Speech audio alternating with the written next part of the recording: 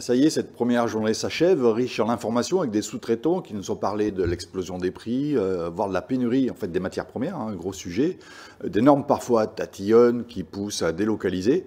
Et puis nous avons vu également des nouvelles technologies comme le edge computing, le virtual commissioning qui sont les clés de demain pour que les entreprises passent en fait au 4.0. Et enfin un gros dossier sur la transition écologique avec des initiatives et des financements de projets qu'on a vu avec l'ADEME et la FIM et la FIEC, enfin bref, du concret. Alors Sébastien, je me tourne vers vous parce que vous avez décidé que 2021 était comme focus la transition écologique sur le salon. Pourquoi d'abord et puis qu'est-ce qui va s'y passer? Alors on y avait en mars 2020 déjà, vous savez que cette édition qui avait été annulée, c'était la thématique forte du salon. Je pense qu'on ne peut pas parler d'industrie aujourd'hui si on ne parle pas de transition écologique. Déjà, elle est dans la tête de chaque industriel. Je crois qu'ils se lèvent le matin, c'est presque aussi une habitude pour eux, ça devient une mécanique. Et nous, on avait, à travers cet événement-là, qui est aujourd'hui une nouvelle fois le grand rassemblement industriel, on se aussi devait d'accompagner ces entreprises, d'accompagner les industriels et puis d'accompagner tout le monde sur cette thématique qui nous est chère et qui est de plus en plus, pas tendance, j'allais dire, mais au cœur des préoccupations, mais pas que des industriels, même aussi du grand public. Et Global Industries doit faire un focus sur cet aspect-là. Et concrètement, ça se matérialise comment alors? Alors là, il y a Julie qui va être avec moi. Et Julie va pouvoir rentrer dans ce sujet-là qu'elle a maîtrisé de A à Z. Concrètement, ça se traduit par plein d'aspects. Bien évidemment, et Sébastien, je pense, en parle très justement, dans l'offre exposante, puisque beaucoup d'industriels aujourd'hui intègrent cette nouvelle démarche dans les produits, dans les solutions qu'ils proposent.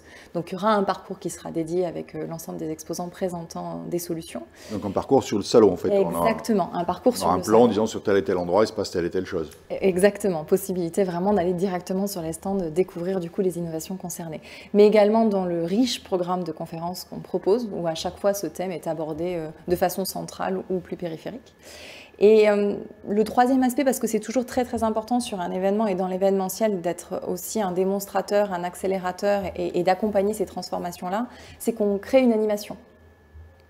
Donc cette animation, l'objectif c'est sur à peu près 300 mètres carrés, d'avoir un espace qui dévoile sur 3 grandes thématiques, des sujets de décarbonation, des sujets d'économie circulaire, des sujets d'éco-procédés, finalement, via des témoignages, via des démonstrateurs, via des industriels qui sont là et un parterre aussi de partenaires qui nous suivent et qui nous accompagnent et qui ont beaucoup finalement de pédagogie à faire aujourd'hui. Parce que même si je pense que c'est dans l'esprit, et comme le disait très justement Sébastien, de chaque industriel, il y a encore besoin d'accompagner, il y a encore besoin d'évangéliser et il y a encore besoin de donner des clés.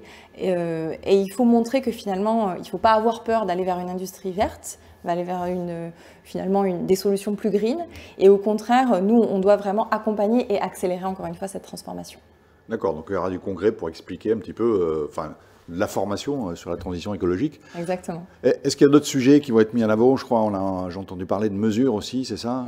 Oui, on a la chance d'avoir d'autres événements dans le portefeuille de GL Events, notamment un qui est spécialisé sur la mesure. Je crois que l'édition 2021 et l'année 2021 est une année assez exceptionnelle, qui a redistribué beaucoup de cartes, qui a redistribué un véritable calendrier de salon. Et cette année 2021, finalement, elle nous a aussi fait nous questionner et fait en sorte que peut-être qu'on fasse des synergies qu'on n'aurait pas pensé habituellement. Là, le sujet, ça a été de se dire comment aujourd'hui on propose les meilleures conditions à un visiteur de retrouver toute une offre de la mesure. Et inévitablement, on s'est dit pourquoi pas finalement joindre et créer cette synergie avec le salon Measurement World à côté de Global Industries, ce qui fait qu'on aura vraiment toute la représentativité des acteurs de la mesure de la métrologie.